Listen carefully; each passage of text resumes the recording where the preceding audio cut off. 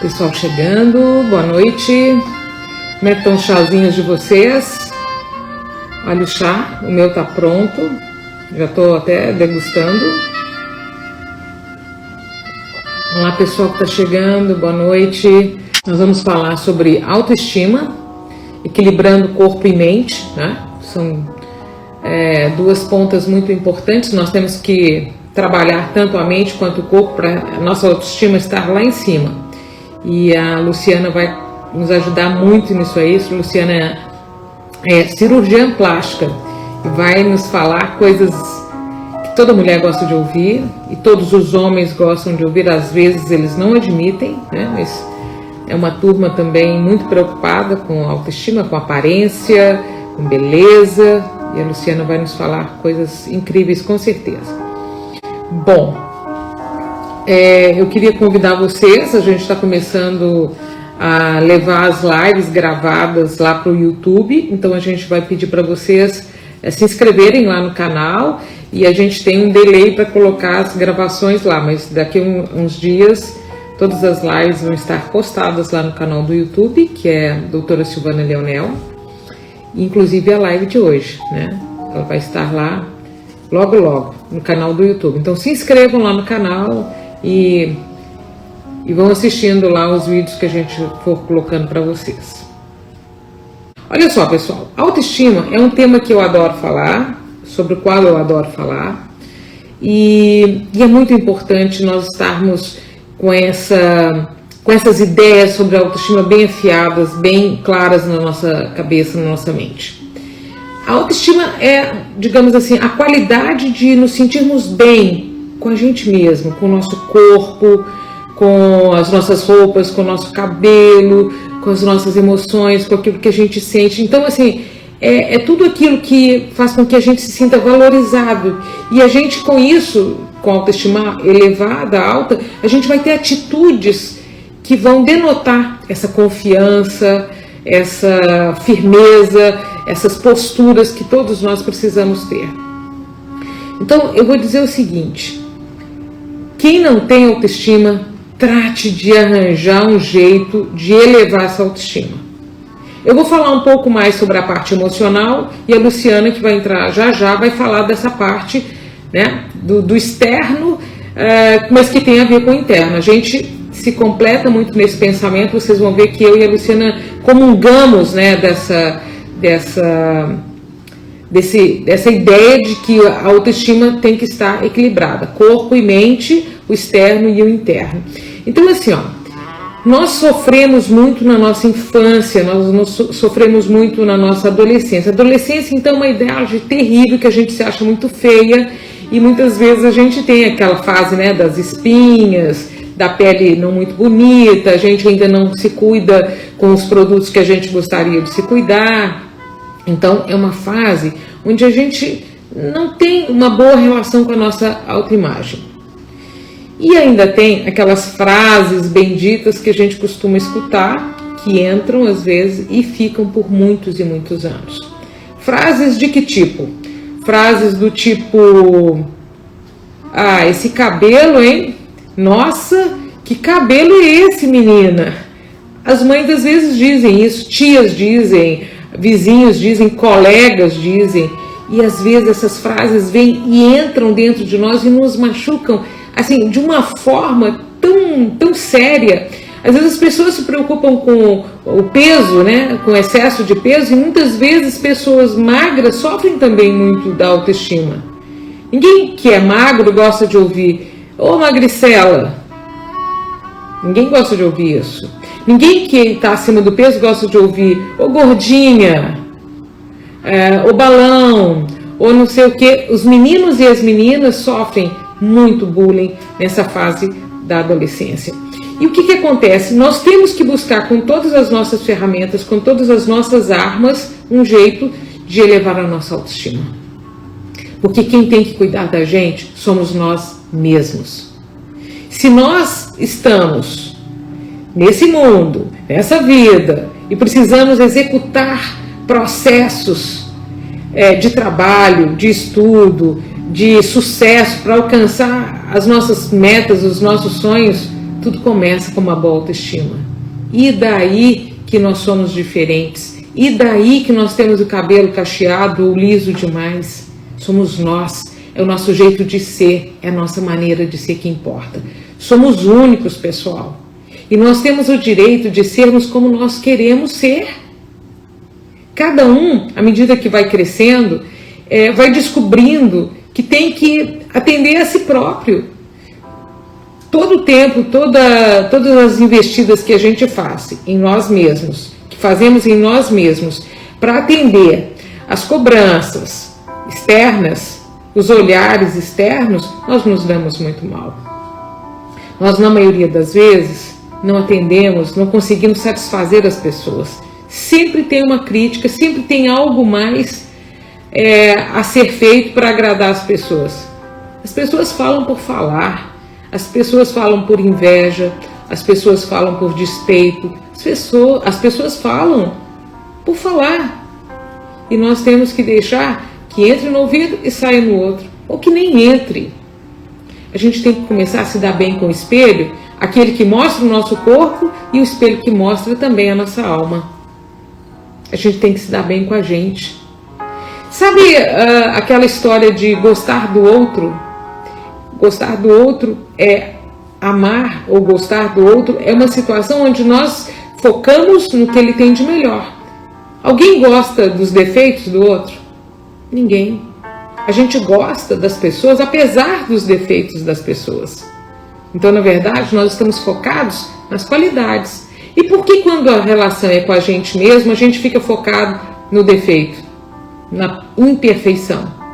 Nós somos imperfeitos e nós temos que aprender a conviver com essa imperfeição. Senão a gente vai pirar, a gente vai ficar insaciavelmente em busca de um bem-estar que a gente não alcança jamais.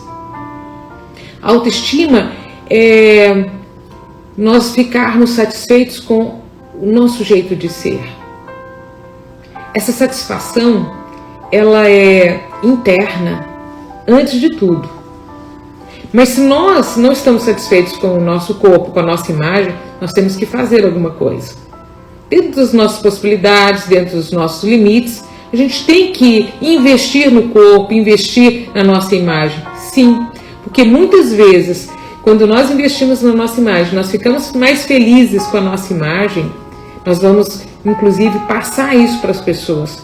Vamos ouvir mais elogios, vamos ouvir mais sorrisos, mais aplausos, e isso vai trabalhar o nosso psicológico também.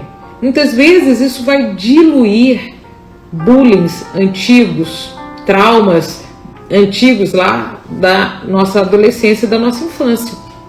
Só da gente ouvir um elogio, a gente já coloca o pezinho num degrau superior da nossa autoestima. A nossa convidada, eu vou chamar mais cedo hoje, porque eu sei que a gente tem muitos assuntos para trocar, muitas ideias, né, Lu? A Luciana Pepino é uma prima querida, que mora em São Paulo, atua em São Paulo como cirurgiã plástica, muito bem sucedida, por sinal, e eu vou chamar você agora, Lu. Saudade de prazer enorme tê-lo aqui com a gente, nosso chazinho, tintim de chazinho. Oh. Meu chá tem anis estrelado, abacaxi, tem hortelã, tem melissa, tem um monte de coisa. Eu sempre faço uma mistura boa. É uma delícia, por sinal.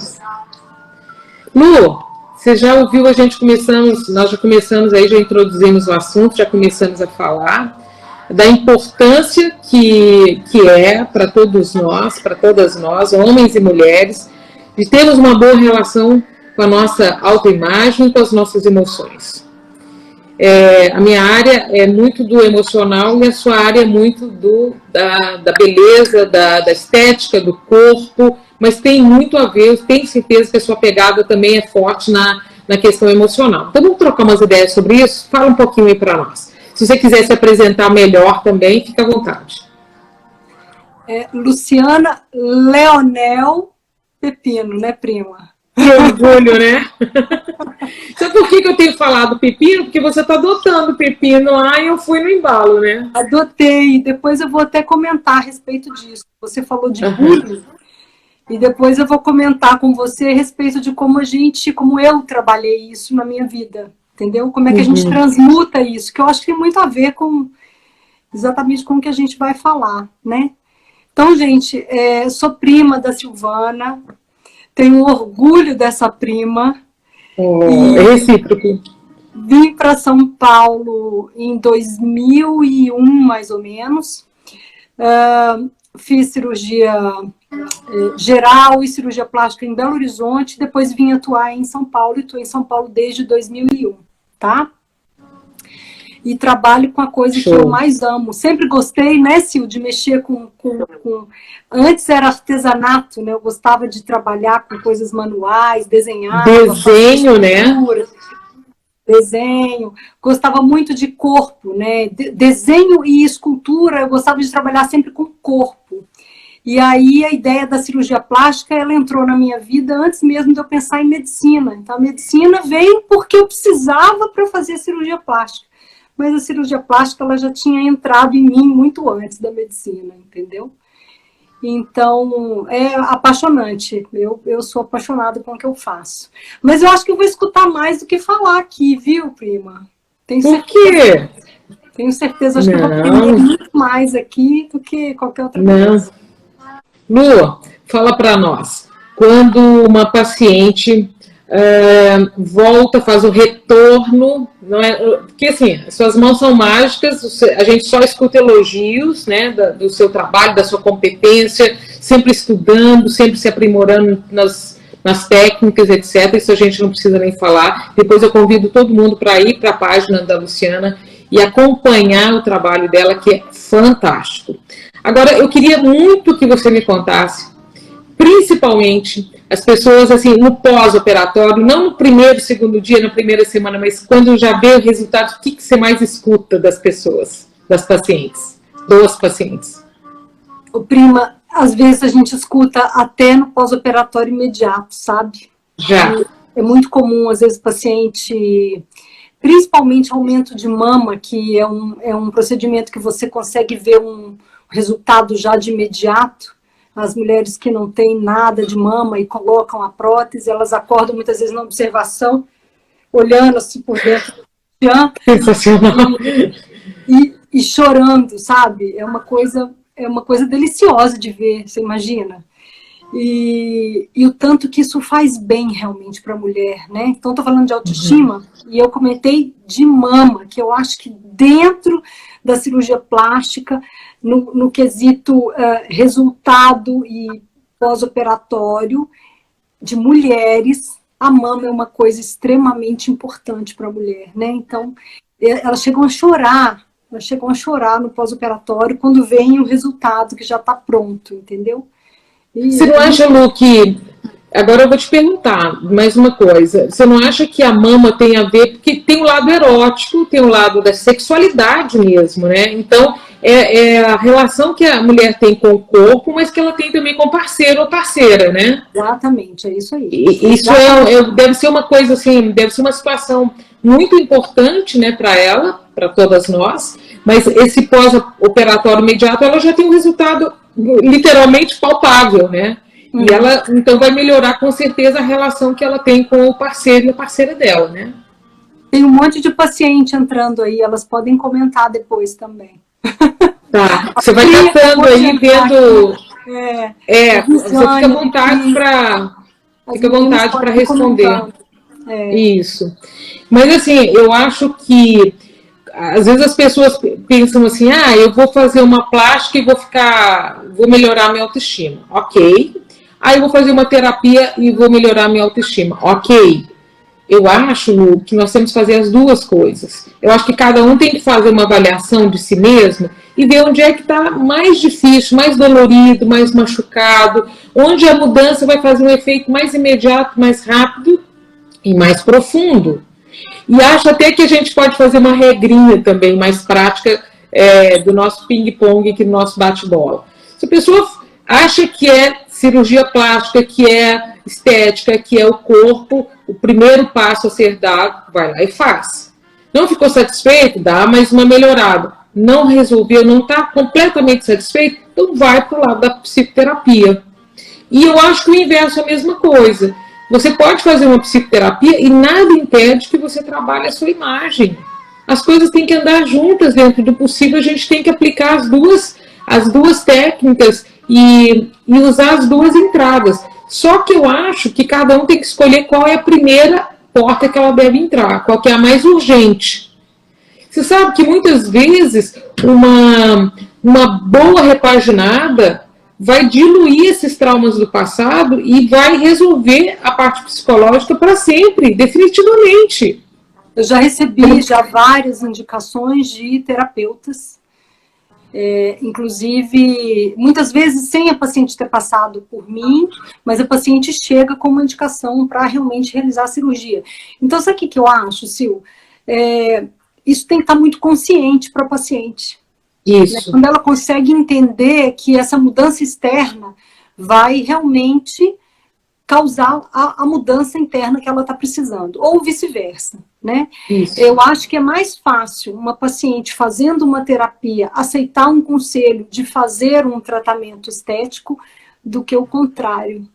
É muito comum a gente pegar pacientes que ficam insatisfeitas com um resultado maravilhoso porque o problema não é exatamente ali. E a Você gente deve ver isso muito, né? Ter um jogo de cintura para poder mandar essa paciente para o terapeuta, entendeu? Então é mais complicado. Vou te contar um caso para todos, né, da sala, todos que estão nos acompanhando, que chega a ser, assim, eu acho assustador. Era uma jovem, ela estava beirando ali os 18 para 19 anos. E ela veio me procurar, ela queria perder meio quilo. Você já pensou? Ela estava insatisfeita com meio quilo. O peso ideal dela era meio quilo abaixo. Que uma refeição, né? É o peso de uma refeição. O xixi resolve. Número 2 também. Mais ainda, né? Então, eu acho assim que, às vezes, o desequilíbrio, a relação consigo mesmo é tão desequilibrada, tão alterada, tão equivocada, né, que as pessoas fazem assim, escolhas muito fora do contexto, fora da indicação. Mas eu acredito que o aconselhamento, no caso, falando da minha parte, o aconselhamento de um terapeuta ou de uma médica, porque às vezes as pessoas não entendem que eu sou médica e faço psicoterapia, né? Eu não sou psicóloga, eu sou médica e faço psicoterapia. Eu acho que o enfoque o enfoque médico sobre a psicoterapia, ele tem uma distinção, porque a gente tem todo o estudo da medicina por trás, né, para nos dar o embasamento, e a gente faz a psicoterapia e as minhas ferramentas são a hipnose e a regressão. Então, eu acho assim que eu tenho um leque de possibilidades para ajudar os meus pacientes, realmente.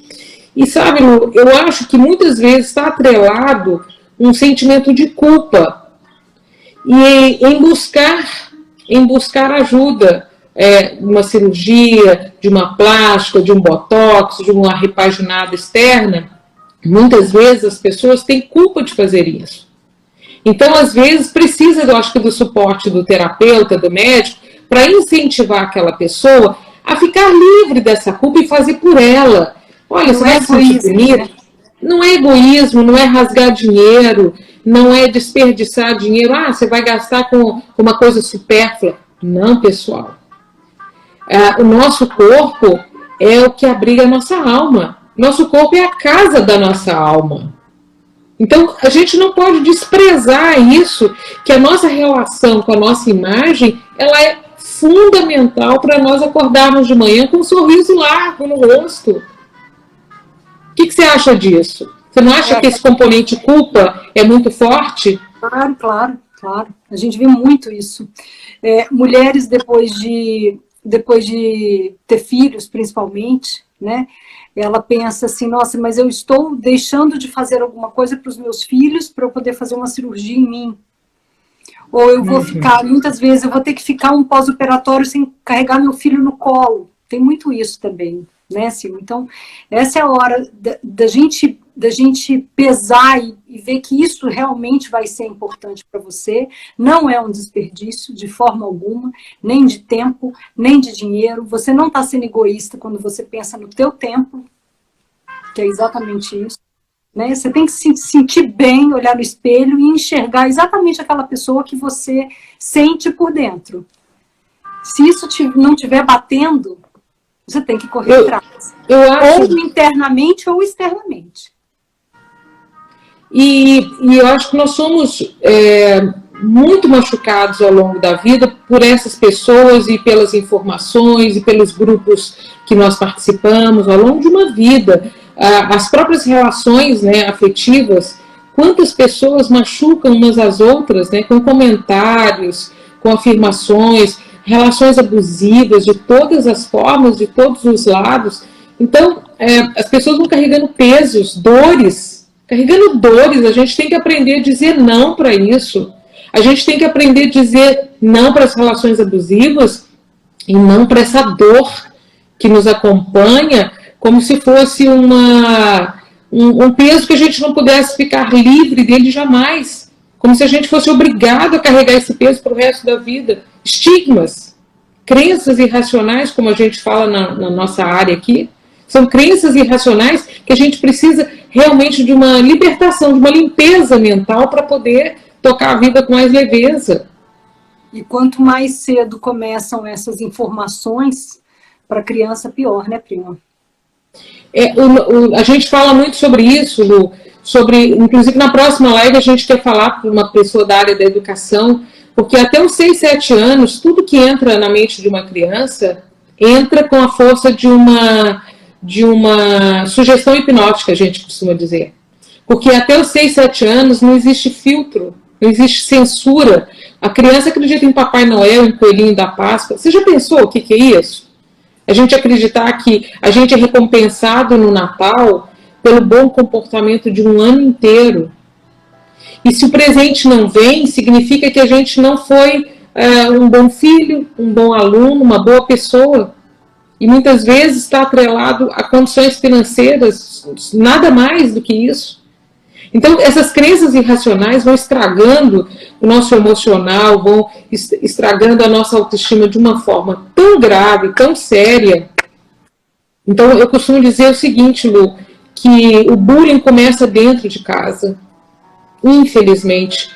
Começa com pai, com mãe, com padrinho, madrinha, avó, vizinho, irmão mais velho.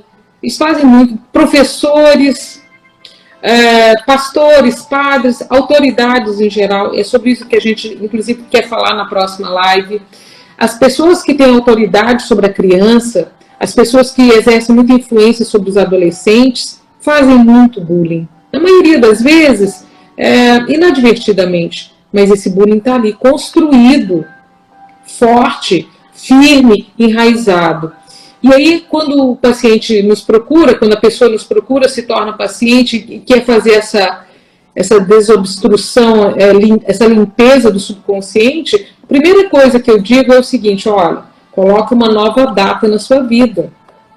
Você tem que, o passado, você não tem que rejeitá-lo, mas ele não pode ser o condutor da sua vida presente. Então a gente coloca uma nova data e vamos reescrever a história. É um novo capítulo. A história pregressa, a gente tem que ter respeito por ela, mas muito mais respeito pela vida que nós temos a ser vivida daqui para frente. Então a gente tem que limpar a cabeça, limpar esse subconsciente cheio de maldades, cheio de bullying, e cheio de afirmações que destruíram ou machucaram muito a nossa autoestima. Começa lá atrás. Isso para consciência, principalmente, né? Isso. E muitas vezes isso é inconsciente. Na grande maioria das vezes isso é inconsciente. Sim, sim. Vai entrando como um programa de computador, né? E a gente tem até uma afirmação dentro da nossa área de hipnose que é assim, ó: entrou lixo, sai lixo. É a programação que é feita. Então, as pessoas não percebem que a programação se inicia lá na hora do intraútero. Essa programação já começa. o que a mãe está falando com seu neném que está ali na barriga, esse neném já está escutando, já está registrando lá no seu subconsciente. E ao longo da vida inteira a gente vai registrando. Aí alguém pode perguntar, inclusive, assim, então só lá, os traumas vêm só da infância e da adolescência? Os traumas principais vêm, primeiro, até os 6, 7 anos, que a gente não tem filtro nenhum, então entra tudo.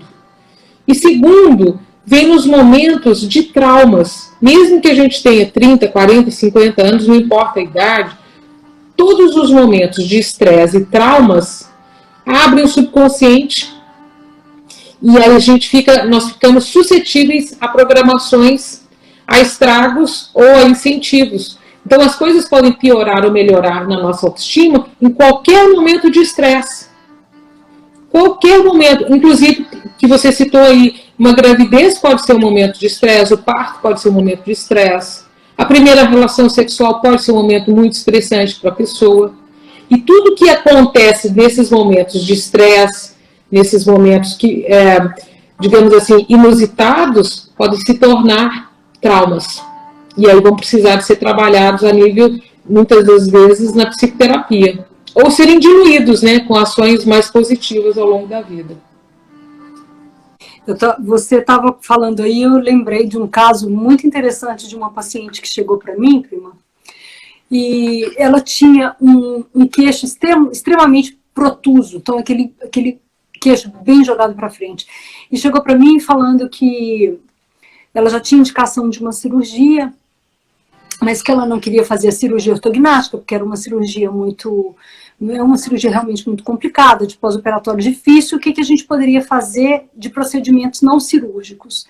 Então, analisando o rosto, os ângulos, a face, a gente consegue mudar uma angulação para que o foco saia do queixo, por exemplo. Fantástico, né? Então, eu fiz preenchimentos na maçã do rosto dela, eu projetei todo um alar, projetei nariz, eu abri um pouco mais a mandíbula, enfim. Eu aumentei a boca, eu tirei o foco do queixo. 100%. Ficou espetacular, o resultado ficou muito bom, realmente. E ela chegou no pós-operatório, no pós-procedimento, depois que ela desinchou, ela voltou para a gente fazer as fotos, para ver se precisava fazer algum outro retoque, complementar algum produto, enfim. E ela virou para mim e falou assim, sabe onde eu queria estar agora? Aí ela falou, eu queria estar lá na escola, quando eu sofria bullying dos meus amigos. Eu queria poder voltar lá para eles me verem como eu estou hoje. Isso não é forte? Muito, muito. Aí a gente chora junto com os pacientes, não tem jeito. Não é gostoso? Pensa demais. Quando que ela ia resolver isso na vida dela? Por mais que ela fosse uma pessoa forte, por mais que ela tivesse... o interior dela tivesse ok, bacana, tá tudo bem, mas ela escutou muito, exatamente nesse período aí, de 6, 7 anos, talvez na adolescência também, ela escutou muito. Sim. Que ela era queixuda, que ela era feia, que ninguém queria namorar com ela, enfim. E isso vai se consolidando, né? Aquilo vai sendo reforçado, porque é uma repetição, né? Até que alguém chega ali e em 40 minutos mostra para ela que não é nada disso. Quanto mais pontual é a queixa, mais efetiva é a técnica da hipnose e da regressão. Então, o bem-estar que gera numa pessoa que não está de bem com a sua criança interior, com a sua autoimagem desde a infância. Então você vai lá e conversa com a sua criança, porque uma coisa é a teoria, né? Você sabe que, olha, não é nada disso que eu ouvi, não tem nada a ver aquilo que as pessoas me diziam, mas aquilo está ali. Tá vivo dentro da mente dela, tá vivo dentro do subconsciente dela e tá causando os reflexos, a energia vai é uma contaminação. O sistema fica completamente contaminado. Então, quando você limpa isso também, através da ferramenta, você dá condições daquela pessoa tomar uma série de decisões, fazer uma série de escolhas que estão ali trancadas há anos. E eu tenho certeza que no lado estético também é a mesma coisa, destrava, né? Destrava um monte de coisas, né? Nossa, com certeza. E é interessante que é um momento de mudança tão grande que não é incomum a gente ver as pacientes se livrando de alguns relacionamentos que são nocivos, muitas vezes. Abusivos, depois da cirurgia, sabe? Não é incomum, não é incomum. E com certeza, Lu, quando você relata que alguns relacionamentos são encerrados, né? Com certeza novos relacionamentos são iniciados também. Por quê? Porque se você está bem com você, você cria coragem para romper com aquilo que é estragado, perturbado, nocivo, como você disse. Você começa a acreditar que você é capaz de conquistar pessoas que vão te valorizar. Essa é a grande chave. A pessoa com baixa autoestima, ela não acredita que ela é capaz de conquistar outra pessoa, que ela é capaz de iniciar um novo casamento, um novo relacionamento e ser mais feliz. Então ela se acomoda. Uma pessoa com baixa autoestima, pessoal, fiquem atentos. Pessoas com baixa autoestima se acomodam, se escondem dentro, às vezes, de um casamento de anos e anos, porque não acreditam que vão conseguir cativar ou serem amadas por outras pessoas. Isso é uma loucura. Isso é quase um absurdo. Então, é como você falou, renascem, né? É uma nova pessoa que vem, né? Então, você falou da idade até 6, 7 anos de idade, quando as crianças não têm o filtro, né? E é exatamente o período onde a gente pode abordar uma orelha em abano, por exemplo, que é quando também as crianças começam a ser mais cruéis umas com as outras na escola, né? Então, para evitar que isso venha a ser um problema futuro, a cirurgia ela pode ser realizada nesse período, entre 6 e 7 anos, com segurança. Quanto mais cedo, né? E aí eu tenho... Esse caso mesmo que você falou do queixo, né? Essa pessoa foi lá e te falou, né, da infância, ou seja, é notório que existem algumas situações que são fundamentais para a criança processar a vida dela. Não tem outra coisa.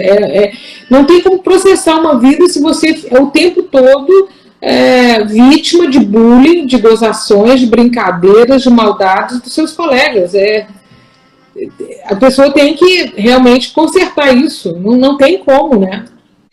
Mas tem esses distúrbios, sim. Esses distúrbios em que a paciente se olha no espelho e não consegue se enxergar. A gente acha muitas vezes uma mulher maravilhosa e ela não consegue ver isso no espelho. Aí... É aquele caso do meio quilo, né? É do meio quilo, exatamente. Que a pessoa está ligada a meio quilo da onde, né? Então é um processo totalmente de autoimagem mesmo, a relação dela com ela mesma, que ela não consegue enxergar o que as outras pessoas estão enxergando. Então tem o lado positivo e o negativo, né? Às vezes você não enxerga o quanto você é bonita e às vezes você não enxerga o quanto você já está pronta, bonita e que você pode se relacionar com as pessoas. E às vezes as pessoas estão te dizendo isso, estão te reforçando positivo e você não acredita. Porque a sua autoimagem, a sua autoestima está muito abalada. E às vezes é o contrário, às vezes as pessoas fazendo bullying e jogando você lá embaixo e você aceitando covardemente esses comentários covardes, né? Deixando essas pessoas te machucarem, te jogarem no chão. Então tem as duas coisas, né? As duas vertentes, distúrbios, eles existem. A gente tem que saber dizer não para o paciente, porque nós sabemos o que é melhor. A gente é que domina a técnica, a ferramenta, a gente sabe. Isso aqui não é para você, isso aqui não é para o seu caso. Muitas das vezes as pessoas querem milagres, né? Então eu acho que nós como profissionais temos que mostrar para as pessoas que milagres não existem. Existem muitas coisas que podem auxiliar, mas o processo de transformação, ele antes de tudo, do paciente.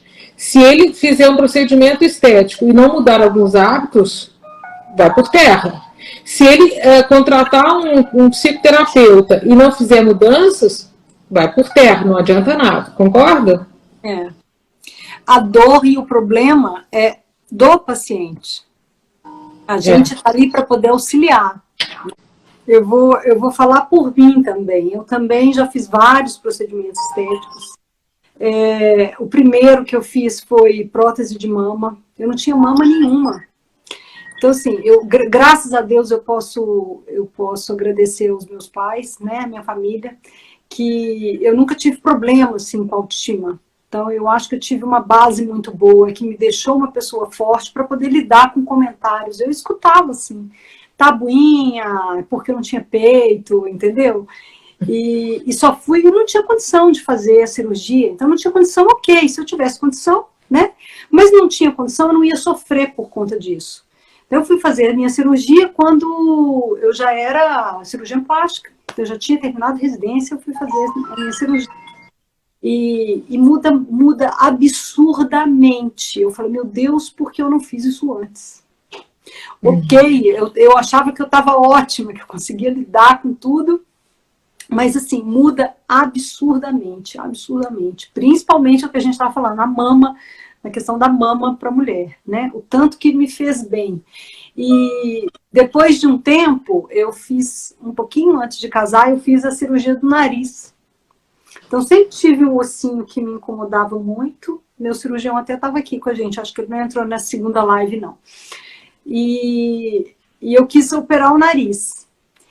Eu demorei a tomar essa decisão, porque eu sempre achei o nariz um lugar meio complicado. Custei achar uma pessoa que fizesse o que eu ia fazer em mim se eu me operasse. Como é ruim isso. Então, eu conversando com vários colegas, cada um queria fazer uma coisa, a outra fazer isso, aquilo. Eu falei, gente, eu não quero nada disso, eu quero uma coisinha pequena só, assim, como eu fiz na minha irmã. E eu me via, inclusive, me operando, né? Eu sabia exatamente o que era para fazer. E esse amigo meu falou assim, é possível sim, a gente pode fazer. Assim, foi em outro momento da minha vida que eu fiz isso, entendeu? Então foi um pouco mais para frente, já mais madura, enfim. E ainda foi difícil, durante um bom tempo eu me olhava no espelho e não identificava a pessoa. E olha que foi uma mudança discreta. E eu ainda olhava no espelho e não me identificava, gostava do que eu estava vendo, mas não era aquela pessoa ainda. Então ainda tem essa fase de aceitação da mudança. Não seria interessante que todas as pessoas que fossem passar por um procedimento estético, como você colocou, ao se olhar no espelho, a dificuldade da identificação, não deveriam passar por uma preparação, não digo um tratamento psicológico, não precisaria de um tratamento psicológico, mas uma abordagem psicológica, até para poder lidar bem com o resultado das cirurgias e das intervenções. Que o pós-operatório é complicado, o pós-operatório gera um pouquinho de depressão, na primeira semana principalmente. Eu acho importantíssimo. Agora, convencer o paciente de que ele precisa fazer isso desde que seja criado, então, um protocolo e que a cirurgia não seja realizada antes dessa consulta com o terapeuta. Porque os pacientes se ofendem. Eles se ofendem. Mas eu acho que, não defendendo a minha parte, mas obviamente defendendo, porque a gente tem uma visão tendenciosa, né? Cada um de nós tem a sua visão mais tendenciosa. Mas eu acho que seria entre aspas, um pacote completo se vocês oferecessem para os seus pacientes uma abordagem, um suporte, vamos colocar assim, para que essas pessoas possam lidar melhor com esse resultado, seja ele qual for, né? Seja ele qual for. Algumas clínicas fazem isso, eu tenho um casal de amigos do Sul que está fazendo isso, esses dias a gente estava conversando exatamente, o relatório da terapeuta muito bem feito, então acaba havendo um preparo também, que não é nem feito pelo cirurgião, né? O cirurgião está preocupado com algumas outras coisas, detalhes técnicos, uma série de coisas, e a gente deixa passar, sim, um monte de coisa. Às vezes a gente não teve esse tempo todo para conhecer o paciente. E algumas patologias a gente pega nas entrelinhas durante a consulta, mas algumas coisas mais sutis a gente realmente não pega. Se você um dia colocar isso, me conta os resultados, eu tenho curiosidade de saber se vai mudar, enfim, os resultados e as relações do paciente consigo mesmo, com vocês, enfim, né, com a família. Não digo, como eu não falei de acompanhamento, mas um suporte ali no pré-operatório, no pós-operatório imediato, Se isso um dia acontecer, me conta. Eu acho que a meditação, na verdade, ela é muito parecida com a hipnose, como eu falei, mas a hipnose, a auto-hipnose. Então, se a gente for colocar a auto-hipnose, aquela que a gente pode e deve fazer em casa com a gente mesmo, sem necessidade de médico, de terapeuta ao lado, a meditação, eu acho que são caminhos onde a gente busca o silêncio externo para que a gente escute a nossa voz interior. Eu acho que isso, seja a técnica que for, acho que todo mundo tem que aprender a escutar a sua voz interior, as suas orientações internas, seu eu espiritual, seja lá o nome que a gente queira dar. E quando a gente relaxa o corpo, a gente entra naquele estado de tranquilidade mental e a gente faz com que a mente racional ela se esvazia. Os pensamentos, a gente não interrompe porque a característica, o que nos distingue do animal é o pensamento contínuo.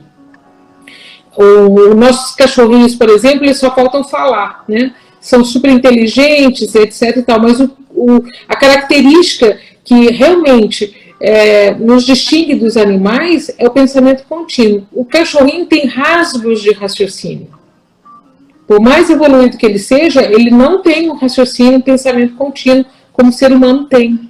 Então, fazer qualquer técnica que a gente queira esvaziar a mente, a gente vai ficar lutando contra o pensamento que vai vindo. Então, quando a gente, inclusive, está induzindo o paciente à hipnose clínica, a gente até diz muito isso com muita frequência: olha, os pensamentos vão vindo, e assim como eles vêm, eles vão. Deixa eles virem e deixa eles ir embora. Os mais importantes é que vão ficar.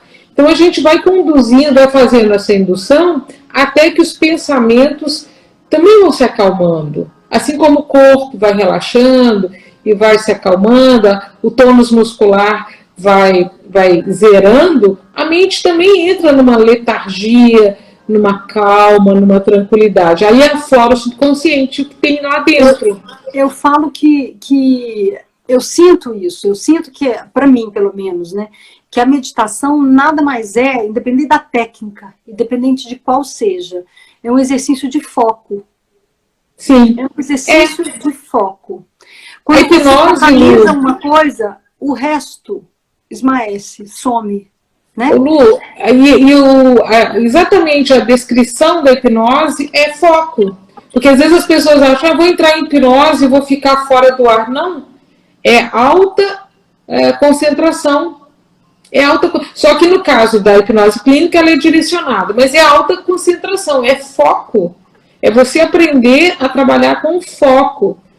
E é muito interessante. Seja guiado, seja respiração, seja mindfulness, que trabalha com sensações, né? Nós aqui em casa, há muitos anos, eu ensino para todo mundo que eu posso, ainda, talvez até a gente faça uma live só para falar disso, o Ho'oponopono. A gente adora, eu e a Carolina, nós gostamos muito, né, filha? É milagroso o Ho'oponopono. Nossa, o Ho'oponopono é fantástico, os resultados são sensacionais, palpáveis, rápidos, efetivos, a gente não abandona. É incrível, a Carolina é apaixonada. Eu consegui resolver tirar uma coisa de dentro de mim com o Ho'oponopono. É impressionante. Eu abri o olho, parecia que eu falei, pronto. Como é fácil, né? E aí falando desses traumas enraizados, né? Quanto antes a gente cuidar desses traumas, dessas dores, dessas dificuldades, dessa baixa autoestima, gente, por favor, quanto antes, façam alguma coisa, busquem, digamos assim, a felicidade. A felicidade é um contexto pessoal, cada um tem que buscar se atender, se descobrir e se permitir imperfeições, erros, falhas, mas nós temos que abrir um espaço para essa autoestima ser resgatada, e nós temos que nos esforçar muitas vezes para resgate dessa autoestima. Ela não vai chegar assim gratuitamente, fortuitamente. Então, muitas das vezes, somos nós que temos que tomar as atitudes e fazermos alguma coisa na direção de levantar essa autoestima, de melhorar essa autoestima. escolha uma porta, né, Lu? Se a primeira porta é o externo, vamos lá. Se a primeira porta é o interno, vamos lá. Mas as duas portas têm que ser acionadas. A gente tem que buscar sempre pelo equilíbrio. O equilíbrio é que vai trazer essa autoestima equilibrada, definitiva, duradoura. Se a gente faz só uma coisa e não resolve, está faltando a outra asa, né? Diz que anjo precisa de 2 asas para voar. Então a gente tem que equilibrar as 2 asas. E vamos praticar esse autoconhecimento, essa autoavaliação. Vamos nos permitir sermos assim um pouco malucas, devanear, sonhar. Vamos atender esses sonhos, vamos atender essas coisas que às vezes a gente coloca aí debaixo do tapete achando que não tem importância. Tem importância sim. Fala, Lu. E dá uma diquinha aí, porque eu estou vendo algumas pacientes, mães, dá uma diquinha, porque uma coisa é a gente pensar na nossa autoestima, a gente sabe o que tem que ser feito, mas como é que a gente trabalha isso nas nossas criaturinhas, nos nossos filhinhos, entendeu? Como é que a gente, para que isso não seja também num passado ponto, né? Tá. O excesso de elogio. Lu, assim, ó, eu volto a dizer, nós vamos fazer esse gancho das crianças, da infância, dos traumas de infância ali na próxima live, mas eu tenho que falar sobre isso mesmo.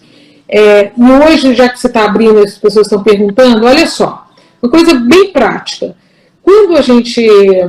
Vou fazer uma dica prática. Quando nós deitamos para dormir, nós temos ainda o subconsciente aberto.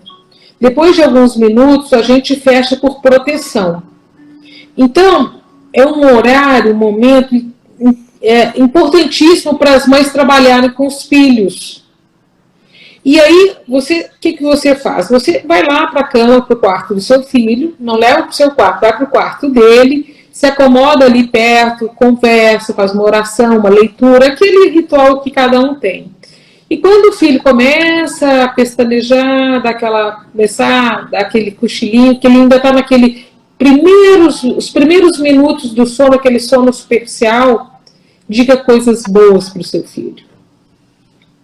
Mas não é elogio falso, porque o nosso subconsciente, ele rejeita o elogio falso, que não tem consistência. Não adianta a gente ficar inventando moda, falando aquela história da orelha de abano. Não adianta você falar para uma criança assim, mas você é lindo, maravilhoso, se ele tem um espelho em casa. Então, se ele está se sentindo feio, né, o contrário do seu pacientinho, se ele está se sentindo feio, escute ele, dê atenção a ele, né?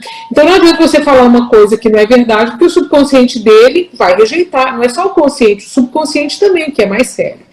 Então, à noite, nos primeiros minutos do sono, tudo que a gente diz para aquela criança entra como uma programação. Então, eu acho muito legal a gente dizer para aquela criança, evitar as palavras negativas, né, os nãos, o nunca, e falar coisas boas dentro da temática, dentro da história daquela criança. Você é uma criança muito inteligente, você é muito capaz, você é uma pessoa que vai conseguir tudo que você sonha, você pode trabalhar as suas emoções, confiar nos seus pais, porque nós estamos aqui porque te amamos. Então você pode fazer reforços dentro da história, da necessidade do seu filho, naqueles primeiros minutos do sono, entra com uma programação hipnótica. Outra coisa que a gente faz também, a gente constrói com o paciente ou para o paciente, se ele não estiver dando conta, a gente às vezes faz para o paciente mantras dentro da temática dele, e assim como o Ho'oponopono, a gente vai repetindo aqueles mantras, colocando, pregando frases no painel do carro, no espelho do banheiro. Quando a gente constrói... Eu ia para o cursinho falando mantra. Eu ia... A cada passada que eu dava... É porque pela repetição, aquilo vai entrando no subconsciente, então chama-se comunicação não verbal, e ela tem um impacto fortíssimo no subconsciente. Então, muitas vezes, a gente cria esses mantras específicos para aquele paciente, para trabalhar uma queixa específica daquele paciente. E aí ele vai trabalhando aquela frase, às vezes 1 mês, 2 meses, depois a gente troca, reorganiza o mantra, reorganiza as coisas. Isso é uma coisa que a gente faz, inclusive, no atendimento à distância.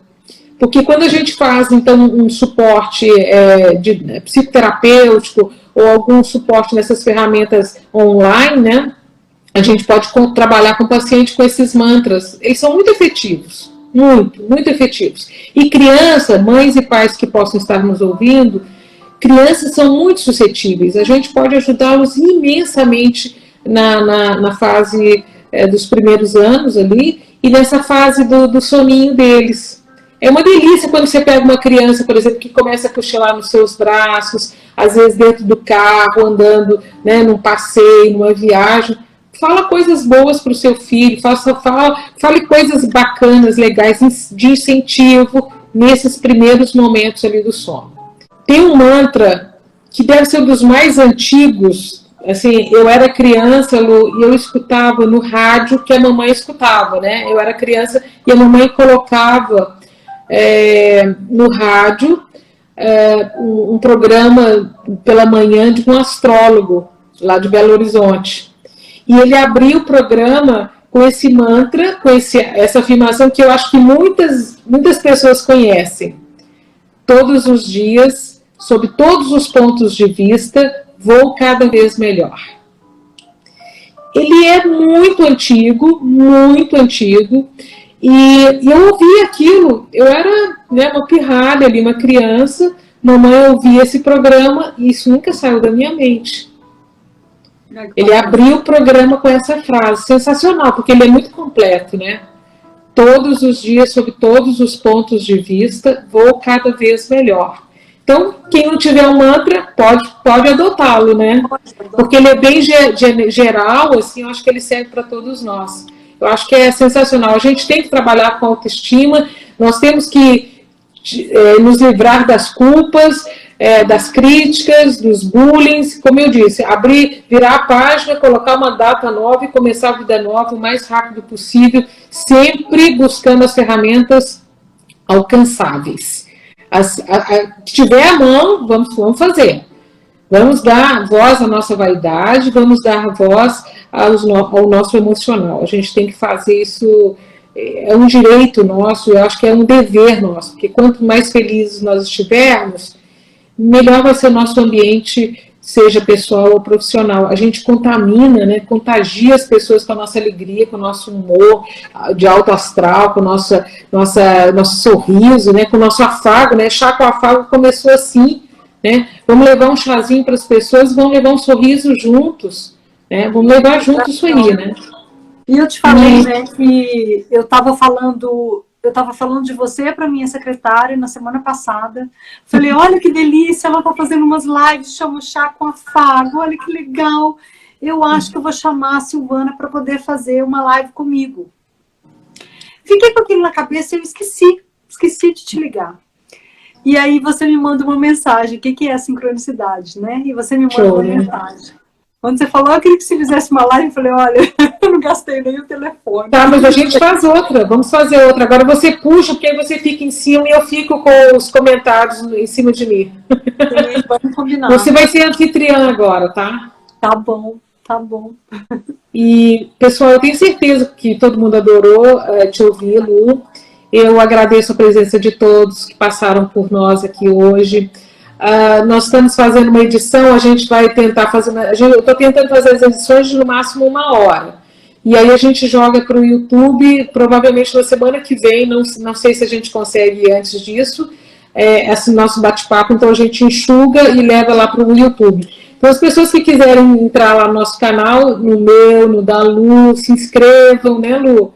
E a gente vai trocando figurinhas aí daqui para frente sempre, cada vez mais.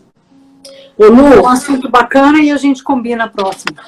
Tá jóia. Lu, tá jóia é muito mineiro, meu Deus. Tá jóia.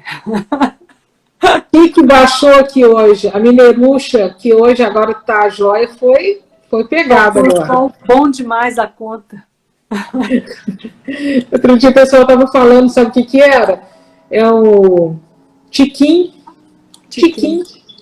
Olha só. Então, assim, tem o Insta, tem os nossos canais, tem YouTube, eu tenho colocado musiquinha, então lá no Spotify a gente está fazendo uma lista do Chaco Afago. Então a número 1 é o que está ficando sempre de fundo, que é instrumental. A número 2 é de jazz e blues, mas todos cantados, aquela coisa meio americanizada, aquele blues, aquele jazz gostoso. E a número 3 são nacionais, que a gente está buscando algumas letras, no finalzinho a gente encerra com uma letra e a gente está colocando umas músicas lá. Coisinhas da Carol, né? Nem tanto, esse Spotify é meu, tá? Não é da Carol, tá? Então hoje eu escolhi uma música para encerrar. Ô Carolina, a Lu acha que tudo é você, tá? Só você. Não, a minha autoestima está elevada. Cadê a Carol? Carol quase pegaram. Doida? Pergunta se ela vai aparecer. Aqui, a gente tá falando, você tá louca? Aqui, mas a Cris falando aqui. Ô Dinda, a Cris. Bárbara. Ô Dinda, achei umas fotos aqui, Dinda, eu vou te mandar. Você tem que ver, que coisa mais linda. Minha Dinda linda. Bárbara Cristina. Tem gente falando que o jeito sossegado de falar, ser da família, ela falou, não, a nossa família é agitada, é muito agitada. Né, prima? Mas eu acho que a gente fala calmo. Não, acho que a gente fala calmamente, sim. Pode parar. Eu acho que você que me acalmou. Eu acho. Tá, nós vamos fazer uma sessão particular depois. Eu preciso. Estou aqui à sua disposição. A gente troca figurinhas. Lu, então, assim, eu até já tirei a música de fundo. E é assim, ó, é um pouco do afago essa música que eu escolho para o final. E a música de hoje é super conhecida. E é uma letra que eu gosto muito. Que eu vou ler para vocês um trechinho. Então, muito obrigada pela presença de todos e muito obrigada, Lu, pela sua presença, tá? Pelo seu carinho, pelas suas orientações. E a música é do Titãs e diz assim: quando não houver saída... Não, peraí, eu vou colocar a música, né? Eu vou colocá-la de fundo aqui. Quando não houver saída, quando não houver mais solução, ainda há de haver saída. Nenhuma ideia vale uma vida. Quando não houver esperança, quando não restar nem ilusão, ainda há de haver esperança em cada um de nós. Algo de uma criança. Enquanto houver sol, ainda haverá. E aí ele repete, e é tão bonito, quando não houver caminho, mesmo sem amor, sem direção, a sós, ninguém está sozinho. É caminhando que se faz o caminho. É lindo, né? Que poesia bonita. Que poesia bonita. Então a gente vai encerrar, dando boa noite a todos, agradecendo a presença de todos e ouvindo Titãs. Com muito afago, chazinhos, até terça. Eu me comprometi até terça. Depois de terça, só Deus sabe. Vamos assistir. É bom que mais tarde é fácil da gente assistir, né? Beijo, querida. Te amo. Beijo, prima. Obrigada.